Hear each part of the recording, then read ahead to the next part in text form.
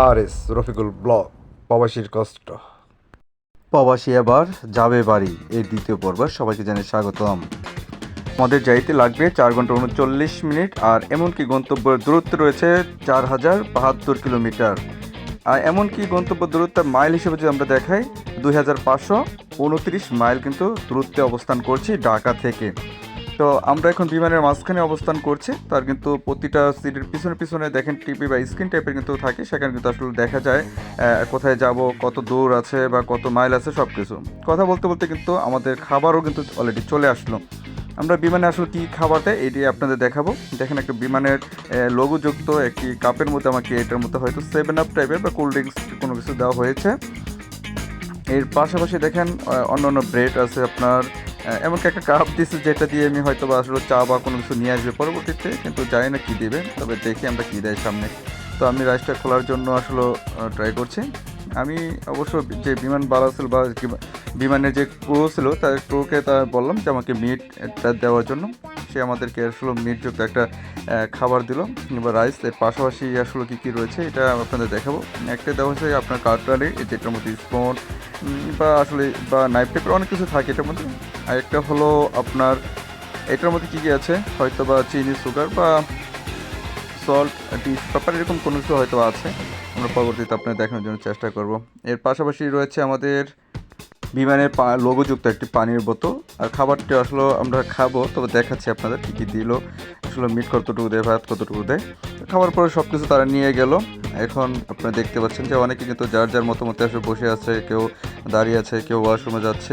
এর পাশাপাশি দেখেন আপনার বিমান ক্রু যারা ছিল তারাও আসলে খাবারের যে ডাস্টবিনগুলো ছিল তাও আসলে যে ময়লাযুক্ত যেগুলো ছিল তারা কিন্তু ওগুলো পরিষ্কার করছে।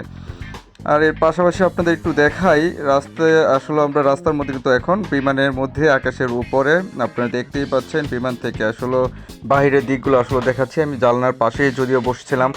তো আপনাদের কি আসলে দেখেন উপর দিয়ে কিন্তু খুব সুন্দর আসলে একটা পরিবেশ, বা আসলে মনে হচ্ছে পরিবেশ বলা চাই কিনা তা যায় না, কিন্তু দৃশ্যটি অনেক তবে এর পাশাপাশি আপনাদেরকে এখন নিয়ে আসলাম বাংলাদেশ বিমানের যে বাথরুমের কী অবস্থাটা, যে ওয়াশরুমের বা টয়লেটের কী অবস্থাটা।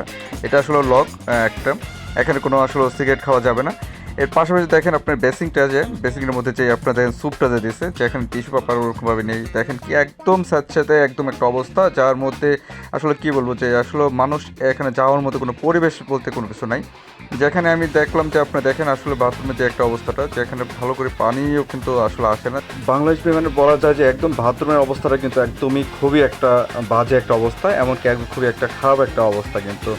তো দেখেন আপনারা যে কয়বার আমি পেস কম করার পর কিন্তু আসলে পানিটা কিন্তু আসে নাই, তবে আপনারা দেখতেই পাচ্ছেন। আর কথা বলতে বলতে কিন্তু আমি অলরেডি কিন্তু বাংলাদেশের মাটিতে কিন্তু আসলে অলরেডি চলে আসলাম। কিছুক্ষণের মধ্যেই কিন্তু ল্যান্ড করবে, এমনকি ল্যান্ড করতেছে মাত্র বাংলাদেশের মাটিতে।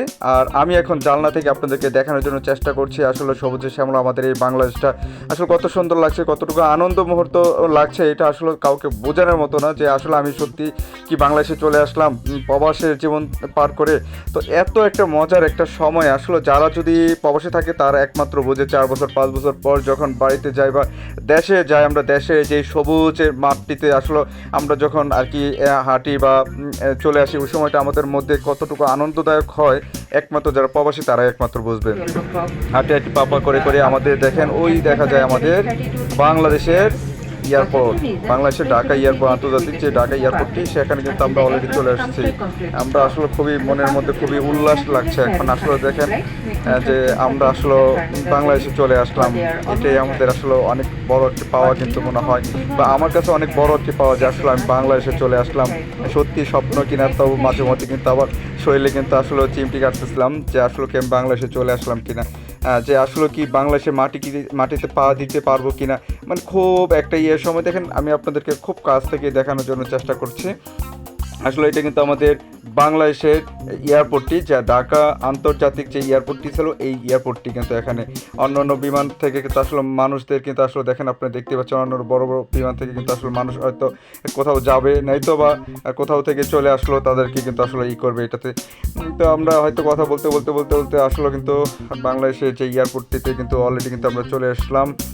আপনারা দেখতেই পাচ্ছেন আসলে আমি কিছুক্ষণের মধ্যে আর কি বিমান থেকে নেমে যাব, এখন পর্যন্ত চলতেছে। আমি বিমান থেকে নামবো এখন। দেখেন আমার পাশাপাশি দেখেন সব যাত্রীরা কিন্তু আসলে নামতেছিলাম, দেখেন আমি কিন্তু আসলে নামতেছিলাম। বিমান থেকে অলরেডি কিন্তু আমি কিন্তু নেমে গেলাম। আর আমাদের একটা সবচেয়ে বড় কষ্টের বিষয় হলো, দেখেন বিমান থেকে অনেক দূরেই কিন্তু আমাদের কিন্তু নামিয়ে দিয়েছে। আমরা কিন্তু এই বাসে করে আবার যাইতে হবে আমাদের এই এয়ারপোর্ট থেকে অনেকটা দূরে আমাদেরকে আর কি নামিয়ে দেওয়া হয়েছে। দেখেন আমাদেরকে আসলে একটা গাড়িতে করে আপনার একটা সিরিয়া এনে কিন্তু আপনার সেখান থেকে আমাদের নামাচ্ছে। এমনকি দেখেন সবাই কিন্তু লাইন ধরে এই রোদের মধ্যে দাঁড়িয়ে একদম সিরিয়াল ধরে বাসে উঠতে হবে।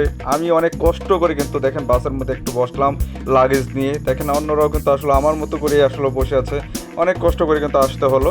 যাই হোক, কথা বলতে বলতে আবারও চলে আসলাম আমি আমাদের একদম এয়ারপোর্টের ভিতরে চলে আসলাম।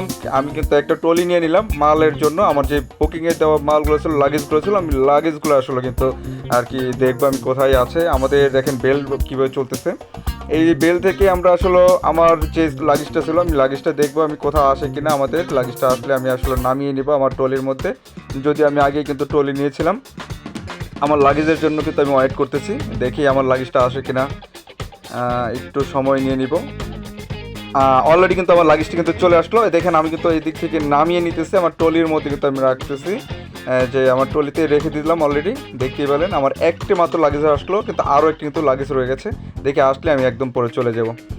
আর কথা বলতে বলতে দেখেন আমি 3টা লাগেজ কিন্তু পেয়ে গেলাম। আর আমি 3টা লাগেজ পেয়ে কিন্তু আমি এখন চলে যাব আসলে সবাই আমার আত্মীয় স্বজন কিংবা আমার ফ্যামিলির যারা আছে তাদের উদ্দেশ্যে কিন্তু আসলে বের হয়ে যাব। তার মধ্যে একটু আপনাদের দেখাচ্ছি আসলে আমি ভিডিও করে নিচ্ছি যে সবাইকে একটু দেখাবো বলে। দেখেন প্রচুর লোক কিন্তু আসলে এখন পর্যন্ত সিরিয়ালে রয়ে গেছে কিন্তু আপনার যে আসলে তাদের লাগেজ কিংবা তাদের আসলে যে এইগুলো মাছ সামানাগুলো নিয়ে আসলো প্রবাস থেকে, তার জন্য কিন্তু তারা কিন্তু আসলে ওয়েট করতেছে বা সময় নিচ্ছে। কারণ সবার মাল পাওয়া পর্যন্ত কিন্তু তারা কিন্তু এখানে ওয়েট করবে। আমি কিন্তু অলরেডি কিন্তু চলে আসবো কিছুক্ষণের মধ্যে। আমার আত্মীয় স্বজন যারা ছিল, যারা আমার খুব কাছের ক্লোজ এবং আমার ফ্যামিলি, সবাই কিন্তু আমার জন্য আসলে বাইরের দিকে আপনারা দেখতে পাচ্ছেন ওয়েট করতেছে, দাঁড়িয়েছে। আমি আসবো আমার জন্য, তারাও। আমি কিন্তু কথা বলতে বলতে কিন্তু অলরেডি কিন্তু চলে আসতেছি। আমার বোন কিন্তু আমাকে গিয়ে দৌড়ে দিয়ে কিন্তু আসলে গিয়ে জড়ায় ধরলো, এমনকি আমার বাবাও কিন্তু গেল আমাকে আসলে রিসিভ করার জন্য। দেখুন আমি চলে আসতেছি, এই খুবই আসলে আনন্দ মুহূর্ত এখন, যে সবাই আসলে আমার যারা আত্মীয় স্বজন ছিল, এমনকি প্রথমে গিয়ে আমার যে ভাগ্নি ছিল, ভাগ্নিকে আসলে অনেক করতেছি, যাকে অনেক মিস করতাম। পাশাপাশি মাকে অনেক করতেছিলাম, যে অনেক দিন পর আসলে সবাইকে অনেক দিন পর কিন্তু প্রায় 4 বছর 4.5 বছর পর তাদেরকে আসলে গিয়ে পেলাম একসাথে। এর পাশাপাশি মার সাথে কিন্তু আসলে অনেকটা সময় আসলে আবেগ ঘন মুহূর্তে তাকে আসলে জড়িয়ে ধরে রাখলাম, যে আসলে এত বছর পর তাদেরকে আসলে দেখলাম। তাদেরকে আসলে খুব ভালো লাগছে, যদিও আবেগ বলা যায় কিনা যায় না, আনন্দে কিন্তু আসলে চোখে জল কিন্তু চলে আসছিল। এর পাশাপাশি আমার কাজিন ছিল একটা, সে ওই করলো। আর এর পাশাপাশি চেয়েছিল আসলে যার জন্য এত দূর কিন্তু আসা, এত দূর থেকে কিন্তু এত কষ্ট করে আসা, যদিও আর বলবো না তার কথাটুকু, আবেগ ঘন মুহূর্ত। যাই হোক, পরবর্তীতে আমরা এখন কিছুক্ষণের মধ্যে চলে যাব বাড়ির উদ্দেশ্যে। ভালো থাকবেন। ধন্যবাদ জানাই সবাইকে যারা পুরো ভিডিওটি দেখেছেন।